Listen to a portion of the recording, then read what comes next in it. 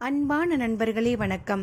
நாம் கேட்டுக்கொண்டிருப்பது வீரயுகநாயகன் வேல்பாரி. வாசிப்பது ஸ்ரீலதா தயாளன்.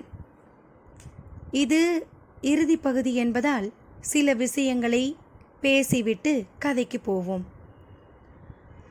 வேல்பாரியை பற்றி சொல்லணும்னா, வேல்பாரியை முதலில் வாசிப்போம், பிறகு யோசிப்போம், விரைவில் நேசிப்போம், இறுதியில் சுவாசிப்போம்.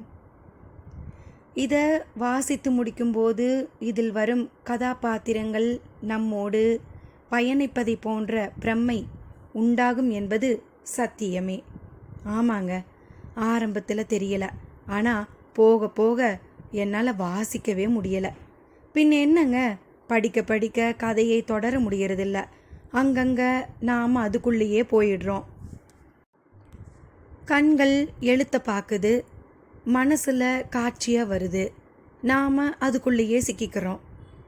அடுத்த வரி பிழையாயிடுது. மேலோட்டவாகவும் படிக்க முடியலை, ஆழ்ந்தும் படிக்க முடியல. அப்பாடா சாமி, என்ன கதடா இது, பெரிய மாயாஜாலமாக இருக்குது. இதில் வரும் கதாபாத்திரங்களின் உணர்வுகள் நம்மை கண்டிப்பாக புரட்டி போட்டிடும். ஆனால் தன்னை போல பிறரை நேசிக்க வேணும்னு சொல்லுவோமே, அது இந்த கதைக்கு பொருந்தும். அதே போல் எல்லா மனிதர்களிலும் நிறைந்திருப்பது பரபிரம்மம் என்போமே, இங்கே இந்த கதையில் எல்லா கதாபாத்திரங்களிலும் நிறைந்திருப்பது ஒன்றே ஒன்றுதான். அதுதான் வேல்பாரி. அந்த ஒரே நபர் மட்டுமே எல்லார் மனதிலும் இருப்பார். கடைசியாய் நடக்கும் போரில் ஒவ்வொரு இழப்பும் நம்மை அளவைக்காம விடாதுங்க. ஆனால் என்னம்மா கதையை எழுதியிருக்காரு திரு சு. வெங்கடேசன் அவர்கள். எத்தனை விஷயங்கள், பூக்கள் பற்றி, விலங்குகள் பற்றி, மூலிகை பற்றி, செடி கொடி, வேர், மலை, வானம், வானியல், கடல், கல்வி, போர், போர்க்கருவிகள், படை, வேந்தர்கள், வாணிபம், நஞ்சுகள். அப்பாடி, இப்படி எல்லாவற்றையும் பற்றியும் செய்தியை அள்ளி அள்ளி கொடுத்திருக்கார் மனிதர். என்ன கதடா சாமி, இதுக்கு மேலே வேற என்னங்க சொல்ல. கண்டிப்பாக ஒரு தடவையாவது புத்தகத்தை படித்து பாருங்க, அப்புறமா நீங்களே சொல்லுவீங்க. சரி வாங்க, இப்போ இறுதி பகுதிக்கு போவோம். முடியன் கோட்டைக்குள் நுழைந்த கணம் அவன் எழுப்பிய சீல்கை ஓசை எங்கும் எதிரொலித்தது. பாரியும் காளம்பனும் விண்டனும் தங்களை எதிர்த்து நிற்கும் வீரர்கள் யாரும் இல்லாத களத்திலிருந்து சீல்கை ஓசை கேட்ட கோட்டையை நோக்கி ஓடி வர தொடங்கினர். இந்த ஓசைக்காக காத்திருந்த தந்தமுத்தத்துக்காரர்கள் தனியே நிறுத்தியிருந்த 4ஆம் யானையை கோட்டை நோக்கி அழைத்து சென்றனர். பகலின் 15ஆம் நாளிகை. கதிரவனின் வெப்பக் கதிர் நிலமெங்கும் ஒளி வீசி கொண்டிருந்தது. காணும் இடமெல்லாம் எருக்களை இலைகளும் நெருஞ்சி இலைகளும் குருதியை ஏந்தி இருந்தன. எங்கும் மனித கதறல் எதிரொலித்தது. குத்தி சாய்க்கப்பட்ட குதிரைகளும் யானைகளும் ஈனக்குரலில் ஒலி எழுப்பின. எரிமதம் கொண்ட யானையாலும் எருள் தடி கொண்ட பாரியாலும் நடுங்கிய நிலம் உச்சி பொழுதில் நிலை கொள்ள தொடங்கியது. 4ஆம் யானை கோட்டையை விட்டு வெளியேறத் தொடங்கியது. அதன் கழுத்தில் தந்தமுத்துக்காரன் உட்கார்ந்திருந்தான். முதுகில் இலவம் பஞ்சால் சிறு நார்கொண்டு பின்னப்பட்ட விரிமெத்தையின் மேல் நீலன் அமர்ந்திருந்தான். அவன் பின்னே முதுகின் மேல் நிலையில் பாரி அமர்ந்திருந்தான். நீலனின் இடது காலில் காயம் மிக வலிமையானதால் முழு பிடிமானமும் கிடைக்கவில்லை. யானையின் அசைவுக்கு ஏற்ப பின்னால் அமர்ந்திருந்த பாரியின் இடது தோளில் சாய்ந்தபடி இருந்தான் நீலன். யானையை தொடர்ந்து முடியன், காளம்பன், உதிரன், விண்டன் ஆகியோரும் பரம்பு வீரர்களும் ஏந்திய ஆயுதங்களோடு வந்து கொண்டிருந்தனர். தகப்பேறிய கண்களும் சீற்றம் குறையாத முகமுமாக இருந்த பாரிக்கு நீலன் தோளில் சாய்ந்த கணத்திலிருந்து வெப்பம் குறையத் தொடங்கியது. செந்தேன் நிறத்தில் எரிந்து கொண்டிருந்த அவனது கண்கள் வெண்மை கொள்ளத் தொடங்கியது. எரிமதம் இறங்கத் தொடங்கியது. அவர்களுக்கு முன்னே கிழக்கும் மேற்குமாக நீண்டு கிடந்த பச்சை மலைத்தொடர் தன் பிள்ளைகளுக்காக கைவிரித்து காத்திருந்தது. நடந்து கொண்டிருந்த யானையின் தந்தத்தின் மீது தும்பி ஒன்று வந்து அமர முயன்றது. குனிந்து அதை பார்க்க முயன்ற பாரி பறவை ஒன்றின் மாறுபட்ட ஓசையை கேட்டு தலை நிமிர்ந்து பார்த்தான். அவனது தலைக்கு மேலே காரமலையை நோக்கி ஓசை எழுப்பியபடி பறந்து கொண்டிருந்தது கருங்கிளி. அத்தியாயம் 111. இன்று முழு நிலவு நாள். கொற்றவையின் கூத்துக்களம் நோக்கி பரம்பு மக்கள் குவியத் தொடங்கினர். குருதியாட்டு விழா தொடங்கவிருந்தது. போரின் இழப்புகளை வெற்றியின் மகிழ்வு கொண்டு மேவும் விழா இது. போர் தெய்வமான கொற்றவை தனது பசியாரி மகிழ்ந்திருப்பாள். அவளின் மகிழ்வை பரம்பு நாட்டு பெண்களின் மகிழ்வாக மாற்றுவதே இத்திருவிழா. மூவேந்தர்களுக்கு எதிராக போர் தொடங்கும் முன் கொற்றவைக்கு நீராட்டு விழா நடந்தது. அவ்விழாவின் போது நிறை சூழ்காரியின் வயிற்றில் உள்ள கருவுக்கு வாக்களித்தாள் கொற்றவை. இம்மண்ணை அடுத்த தலைமுறைக்கு காத்தளிப்பேன் என்று அவள் சொல்லிய சொல் இன்று மலர்ந்துள்ளது. வாக்கினை காத்தளித்த கொற்றவைக்கு நன்றி கூறும் பெருவிழா இது. இழப்பையும் வலியையும் கண்ணீரையும் கடந்தால் மட்டுமே மேடேறி வந்து நன்றி சொல்ல முடியும். இக்காடு காக்கப்பட்டது, இப்பரம்பு காக்கப்பட்டது, நிலமெல்லாம் காக்கப்பட்டதன் அடையாளமாய் சிலிர்த்து நிற்கின்றன. இவ்வளவும் காக்கப்பட்ட நிலையில் எனது இழப்பை நினைத்து மட்டுமே வருத்தப்பட்டு கொண்டிருக்க முடியாது. இக்காப்பிற்கானதே அவ்விழப்பு. எனவே இழப்பினை தன்னுள்ளிருந்து பீத்து எடுப்பதும் எடுத்த இடத்தில் பக்குமேவ புதுத்தோல் பரவி விரிவதுமே தேவை. வீரர்களின் குருதியில் தோய்ந்த துணிகள் தீபங்களின் திரியாய் எரிந்து கொண்டிருந்தன. பந்தங்களில் ஒளி வீசிக் கொண்டிருந்தன. எரிந்து மறைதலும் ஒளிர்ந்து அடங்குதலுமே வாழ்வு. இருளை விளக்கத்தான் முடியும், அழிக்க முடியாது. ஒளி கொண்டு கண்டறியப்படும் உண்மை அதுதான். மரணமும் அப்படித்தான். கொற்றவையின் கூத்துக்களம் நோக்கி வழி எங்கும் தீபங்கள் ஏற்றப்பட்டிருந்தன. எல்லாம் ஒளி வீசும் வீர நினைவுகள். சுடரை தொட்டு வணங்கியபடி கூட்டம் கூட்டமாய் மக்கள் கூத்துக்களம் நோக்கி வந்த வண்ணமே இருந்தனர். பரம்பின் அத்தனை ஊர்களிலிருந்தும் சாரி சாரியாய் வந்து கொண்டிருந்தனர். குருதியாட்டு விழா தொடங்குவதுதான் இன்று, முடிவது என்றென யாராலும் கணிக்க முடியாது. காட்டில் எத்தனை வகை கள்ளுண்டோ அத்தனையும் குடித்து கறிவகைகளை விடாது கடித்துண்டு ஆட்டமும் பாட்டுமாய் இவ்விழா பல நாட்கள் நீடிக்கும். பரம்பின் தென் நெல்லையிலிருந்து வடவெல்லை வரை உள்ள ஊர்கள் அனைத்தும் ஒரே நேரத்தில் வந்து திரும்ப முடியாது. எனவே மக்கள் இரவும் பகலுமாக நாட்கணக்கில் வந்து கொண்டே இருப்பர்.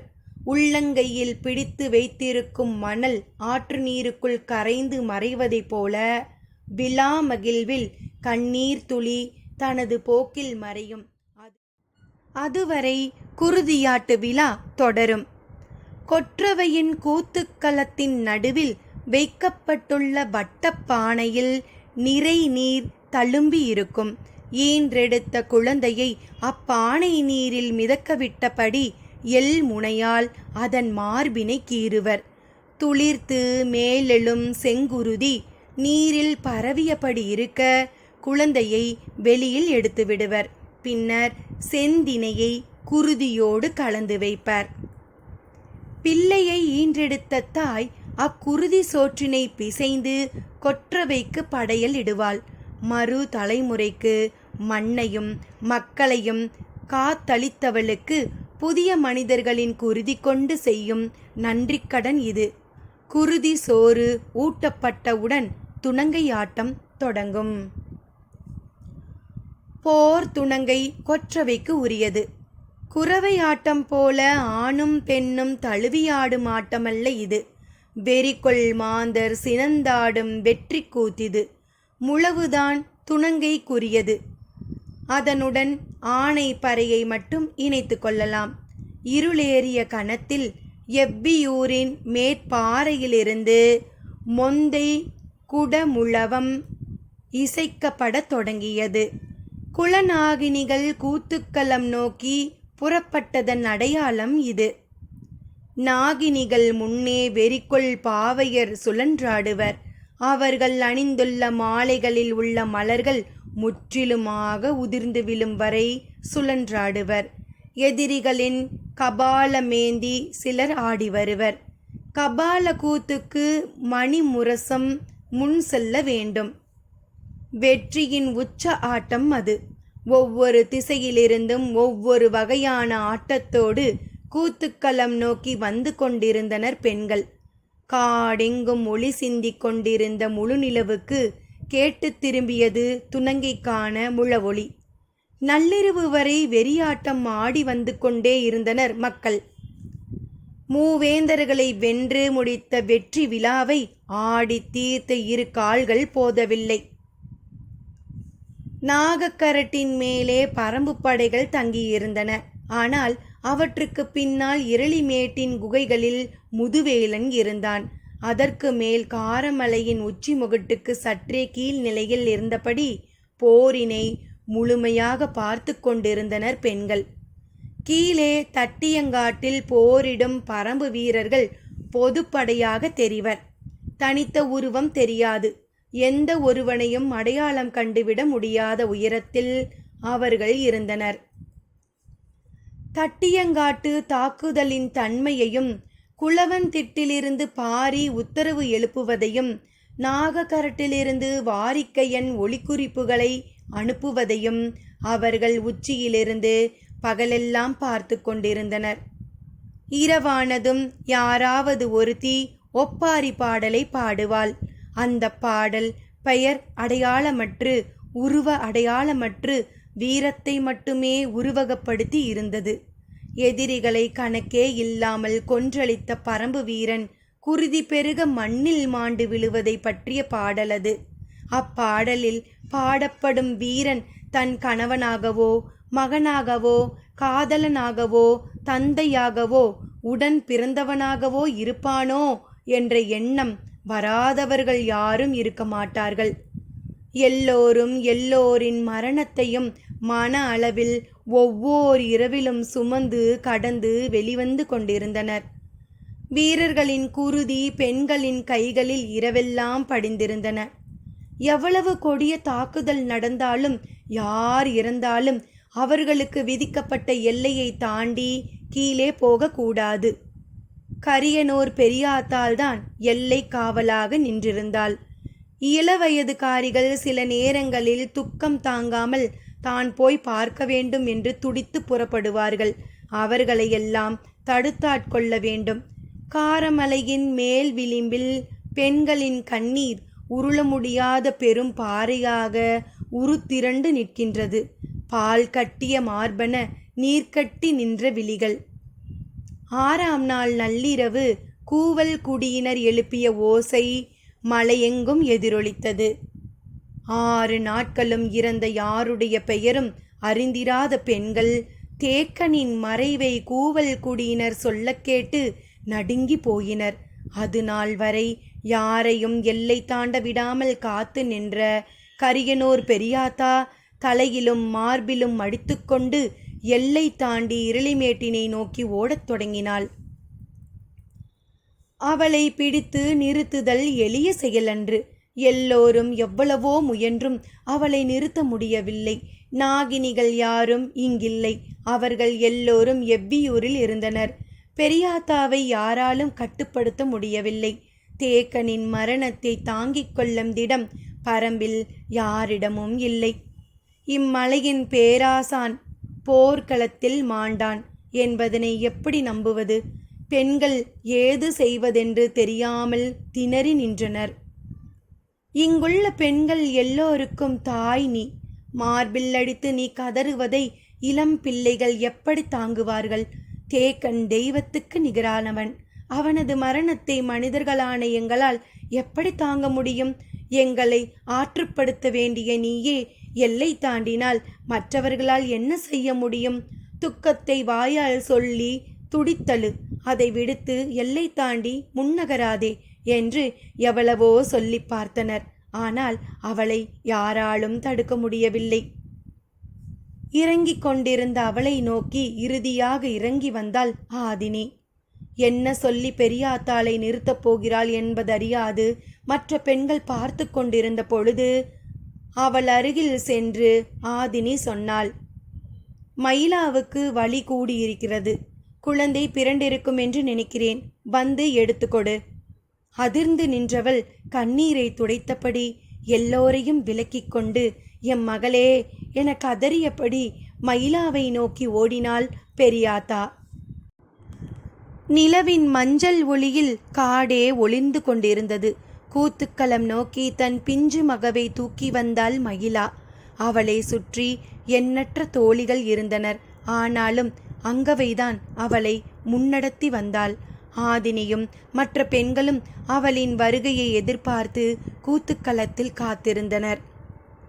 ஆண்கள் பெண்களுக்கு அப்பால் நின்றிருந்தனர்.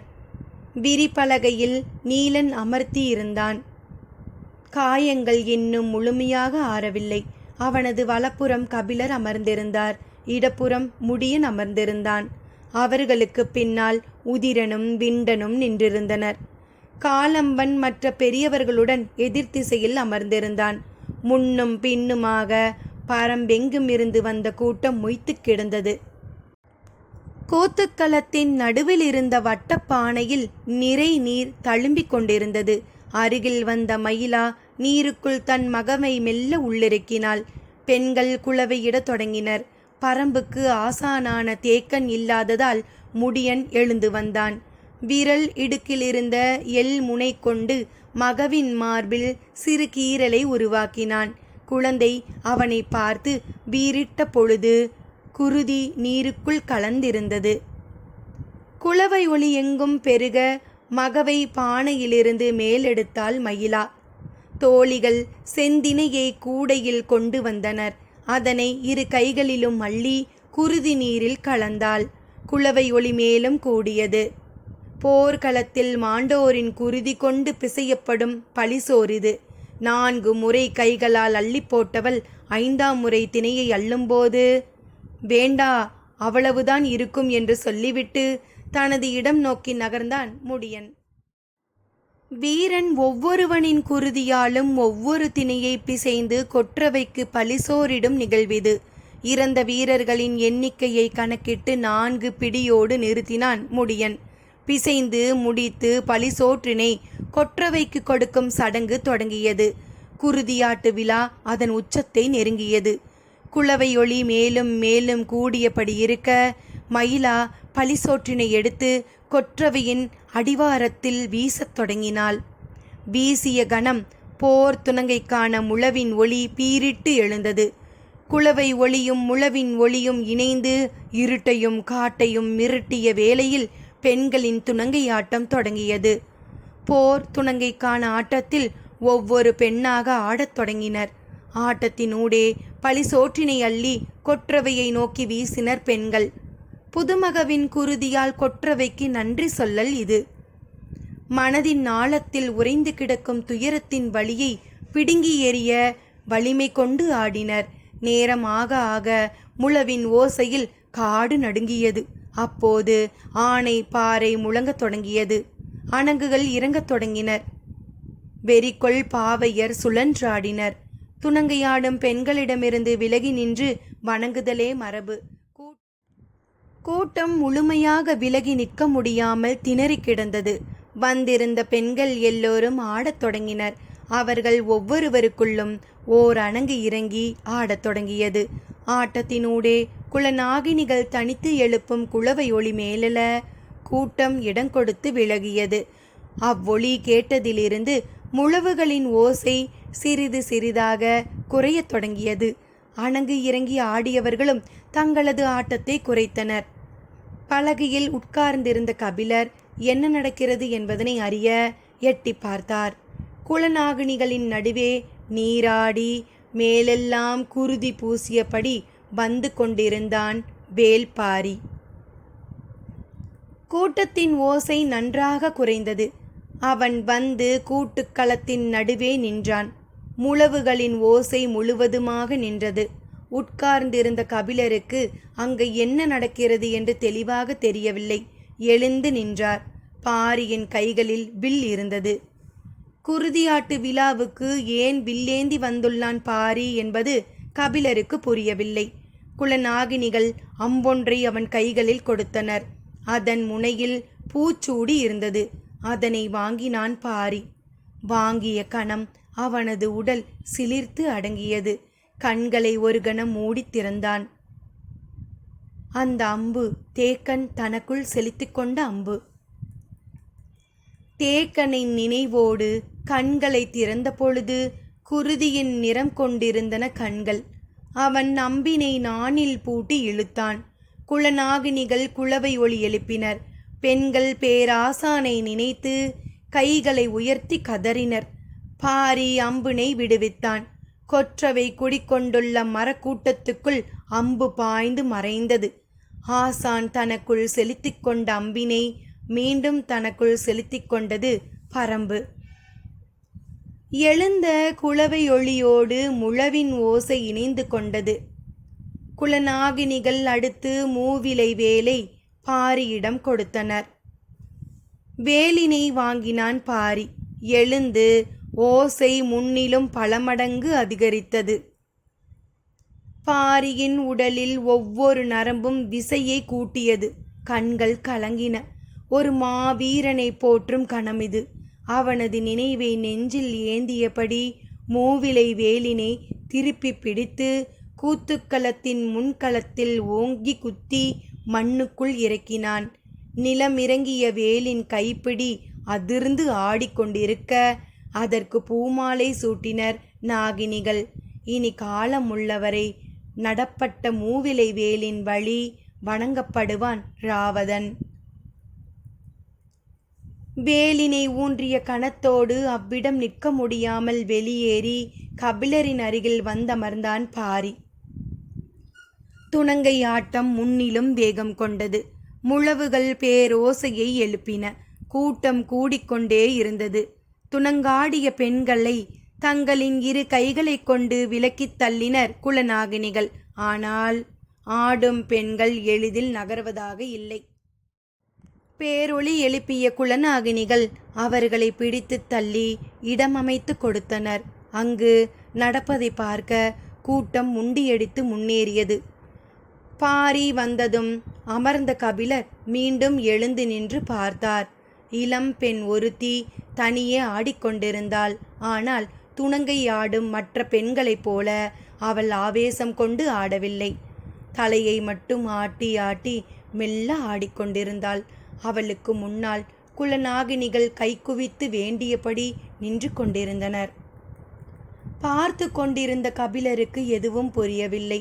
சூழ்ந்திருந்த பெண்கள் பேரோசை எழுப்பினர். கூட்டத்தினரின் குளவையொலி மேலும் மேலும் பன்மடங்காகியது. ஆடியவளின் முன்னால் பச்சை மண் சிலையொன்று வைக்கப்பட்டிருந்தது. அப்பொழுதுதான் அது வைக்கப்பட்டிருக்க வேண்டும். அதை பார்த்தபடி நின்று அந்த பெண் ஆடிக்கொண்டிருந்தாள். குளவையொலி மேலும் கூடியது.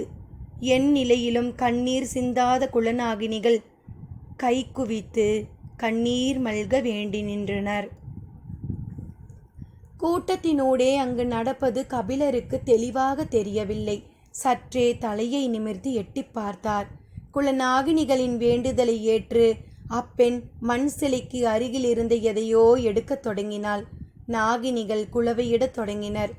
இதுவரை இல்லாத அளவு வெளிவந்து கொண்டிருந்தது பேரோசை. எடுத்தவள் தன் காதுகளில் அதை அணிந்து கொண்டாள். கூட்டத்தில் இருந்த ஒவ்வொருவரும் குளவை ஒளியை பன்மடங்காக்கினர். அவள் மீண்டும் தலையை மெல்ல மெல்ல ஆட்டத் தொடங்கினாள். பின்புறமிருந்து பார்த்து கொண்டிருந்த கபிலருக்கு நீண்ட நேரம் கழித்துத்தான் புரியத் தொடங்கியது. அவள் காதில் அணிந்தது மகர குலை காதணி. புதிய மண் சிலையில் நினைவினை இறக்கி நடத்தப்பட்ட வழிபாட்டு சடங்கு பொற்சுவைக்கானது. அதை உணர்ந்த கணத்தில் கபிலரின் மேலெல்லாம் வியர்த்து பொங்கியது.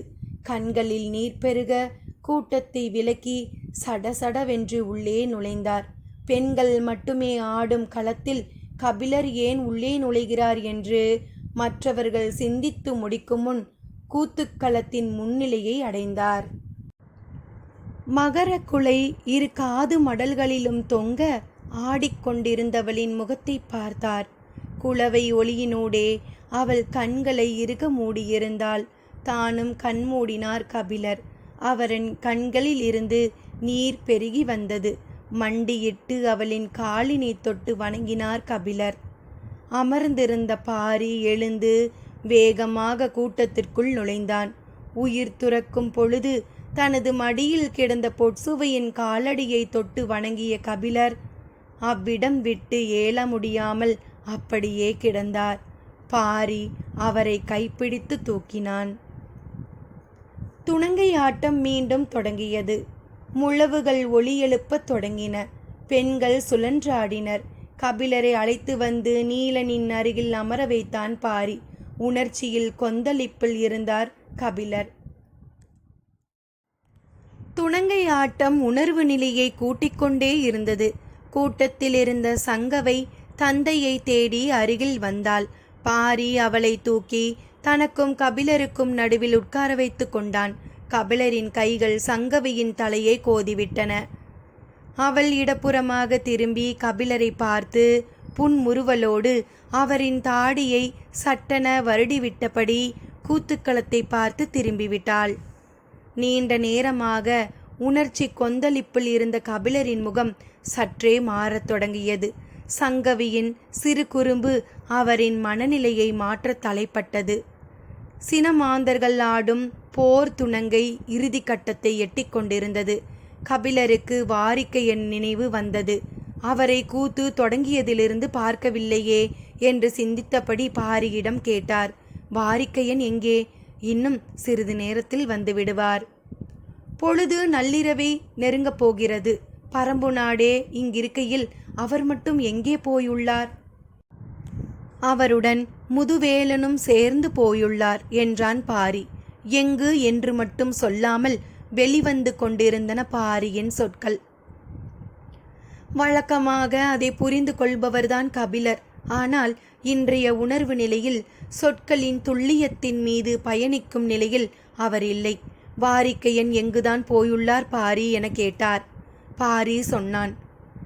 4 ஆண்டுக்கு ஒரு முறை ஒளிவாள் இறங்குமல்லவா ஆதிமலையின் பெரும் கடவு, அங்கே போயுள்ளார். அங்கு எதற்கு என சிந்தித்தபடியே கேட்டார். இது போல அங்கேதும் கூத்து நடக்கிறதா?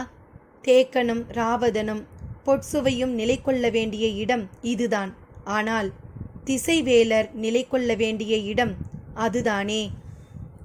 அதனால்தான் திசைவேலர் பயன்படுத்திய நாளிகை கோலினை எடுத்துக்கொண்டு அங்கு போயுள்ளனர் வாரிக்கையனும் முதுவேலனும்.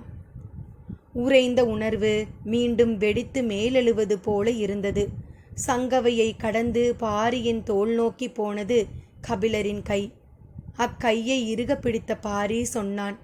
அறம் காக்கும் தெய்வங்கள் எமது நிலத்தை ஆளட்டும், எம் மக்களை ஆளட்டும், எம்மை ஆளட்டும். சொல்லி முடிக்கும் பொழுது முழவின் ஒளியோடு மீண்டும் குளவை ஒளி இணைந்தது. அனைத்து பெண்களும் பெரும் குளவையை வெளிப்படுத்தியபடி துணங்கை ஆட்டத்தை முடிவுக்கு கொண்டு வந்தனர். கல்லும் ஊனும் சேர பாணர் கூத்து தொடங்கும் நேரம் நெருங்கியது. உணர்வால் இருக்கப்பட்டிருந்த கபிலர் மீண்டு வர முடியாமல் திணறிக் கொண்டிருந்தார். கூத்தர்களும் பாணர்களும் களம்புக ஆயத்தமாயினர். முழவினை வெளியேற்றிவிட்டு மற்ற இசைக்கருவிகளை உள்ளெடுத்து வர தொடங்கினர். கஞ்சத்தாலான குமுழுவம், கருங்காலியாலான இடக்கை, செங்காலியாலான சல்லியம், வேம்பாலான மத்தளம் ஆகியவற்றை கொண்டு இசைவாணர்கள் கூத்துக்களத்தை சுற்றி வட்டமிட்டு நின்றனர். எண்ணற்ற பாணர் குழுக்கள் வந்து சேர்ந்துள்ளன. துணங்கை கூத்து முடிவதற்காகத்தான் அனைவரும் காத்திருந்தனர். இப்பொழுது களம் புகுந்தனர். செம்மேலி பாணர் கூட்டத்தின் பெயர் சொல்லி உரக்க கத்தினான் நீலன்.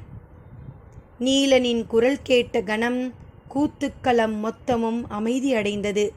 என்ன சொல்லப் போகிறான் நீலன் என்பதனை அறிய அனைவரும் ஆவலோடு அவனை பார்த்தனர். கூட்டத்திற்குள் இருந்த மயிலா குழந்தையோடு மீண்டும் முன்னால் வந்து எட்டி பார்த்தாள். அனைவரின் பார்வையும் நீலனின் மீது இருந்தது. அவன் திரும்பி கபிலரை பார்த்தான். கலங்கி உறைந்த முகம் அப்படியே இருந்தது. ஒரு கணத்தில் இம்முகத்தை மலர செய்ய என்னால் முடியும் என்பது போல் இருந்தது அவனது பார்வை. கபிலரிடமிருந்து பார்வையை விலக்கி பாணனை பார்த்து சொன்னான், பனையன் மகனே, பாடலை பாடுங்கள். சொல்லிய கணம் கூட்டத்தின் பேரொளி விண்ணை முட்டியது. கபிலரின் முகம் மறுகணமே மாறத் தொடங்கியது. தான் பரம்புக்குள் நுழைய வேட்டுவன் பாறையில் கால் வைத்த முதல் நாள் நீலன் சொன்னான், முழு நிலவு நாளில் பனையன் மகனே பாடலை பாடினால் பரம்பு நாடே எழுந்து ஆடும். நீலன் அன்று சொன்ன சொற்கள் நினைவுக்குள் இருந்து மேலெழுந்து வந்தது. குறிஞ்சி நிலத்துக்குரிய தொண்டக சிறு பறையை தனது இடுப்பில் கட்டியிருந்த முதுபாணன் கூத்துக்களத்தை வட்டமடித்தபடி உள்ளே நுழைந்தான். முழு நிலவு பொழிந்து கொண்டிருந்தது. கூட்டத்தின் ஆரவாரம் பெருகத் தொடங்கியது. பாணர்கள் எல்லோரும் இசையாலும் குரலாலும் இணையத் தொடங்கினர். பாடல் தொடங்கிய கணத்தில் பரம்பே எழுந்து ஆடத் தொடங்கியது. பாரியின் பண்பையும் அவன் பரம்பின் மீதும் பரம்பு மக்களின் மீதும் வைத்துள்ள காதலை பற்றியும் அவனது செயல்கள் பற்றியும் பாடப்படும் பனையன் மகனே பனையன் மகனே என்ற பாடல் என் மனதில் ஒலிப்பதை தடுக்க முடியாமல் பாரியை போன்ற மாமனிதனை நினைத்து இந்த கதையை நமக்கு அறிமுகப்படுத்திய சு. வெங்கடேசன் அவர்களுக்கும் நன்றி சொல்லி, பல விஷயங்கள் பொக்கிசமாய் உள்ள இந்த கதையை என் அன்பான நண்பர்களே உங்களுடன் வாசிப்பால் பகிர்ந்து கொண்டதற்கு மகிழ்ச்சியும் உங்களுக்கு நன்றியும் கூறி, மேலும் ஒரு சுவையான கதையுடன் உங்களை மீண்டும் சந்திக்கிறேன். அதுவரை உங்களிடமிருந்து விடைபெறுவது ஸ்ரீலதா தயாளன். நன்றி, வணக்கம்.